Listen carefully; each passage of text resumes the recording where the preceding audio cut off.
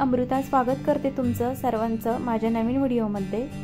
तर आज आपण करणार आहोत मटकीची भाजी। तुम्ही बघू शकता मटकीला किती छान असे मोड आलेले आहे आणि ही भाजी आपण सुकी बनवणार आहोत। त्यासाठी कढई गरम करायला ठेवली, त्यामध्ये टाकलं 1 चमचा तेल, त्यानंतर मोहरी टाकली। मोहरी छान अशी तडतडून द्यायची आहे। त्यानंतर टाकलं जिरं। मोहरी छान असं फुललं की भाजीला खूप छान अशी टेस्ट येते। त्यानंतर एक मीडियम साईजचा कांदा बारीक कट करून घेतला होता, तोही टाकला।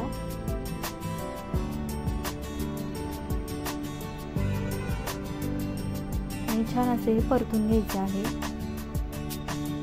मटकी छान अशी धुवून घेतली आहे स्वच्छ। त्यानंतर एक टोमॅटो बारीक कट करून घेतला होता, तोही टाकला आणि लसूणही ॲड केला। आता हे सर्व चांगलं मिक्स करून शिजवून घ्यायचं आहे, चांगलं परतून घ्यायचं आहे। आता बाकीचे मसाले ॲड करू। फर्स्ट तर टाकलं लाल तिखट, कांदा लसूण मसाला, एव्हरेस्ट मसाला, हळद, हिंग आणि थोडीशी कोथिंबीर।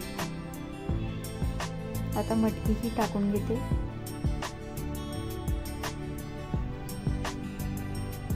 छान असं मिक्स करून घ्यायचं आहे, परतून घ्यायचं आहे।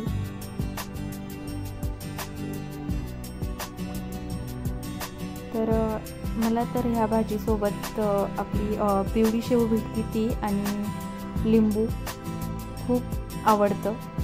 त्यानंतर चवीनुसार टाकलं मीठ आणि थोडेसे वरतून शेंगदाणे ॲड केले। शेंगदाणे इथे ऑप्शनल आहे, ज्याला आवडतात ते टाकू शकतात, ज्याला नाही आवडत ते मी नाही टाकलं तरी चालेल। मला आवडतं त्यामुळे मी टाकलं आहे। आता यामध्ये ॲड करू पाणी।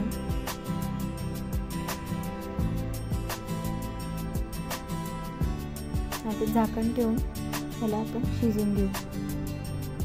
तर मी इथे पाण्याचा वापर जरा कमीच केला आहे, कारण आपल्याला भाजी सुकी बनवायची होती। वरतून थोडीशी कोथिंबीर ॲड केली आणि तुम्ही बघू शकता किती अशी चमचमीत आपली इथे मटकीची भाजी रेडी झाली आहे। तर यावरती बारीक पिवळी शेव टाकायची आहे आणि लिंबू पिळून मस्त जेवण करायचं आहे। तर कोणाकोणाला आवडते अशी मटकीची भाजी ते नक्की कमेंटमध्ये सांगा।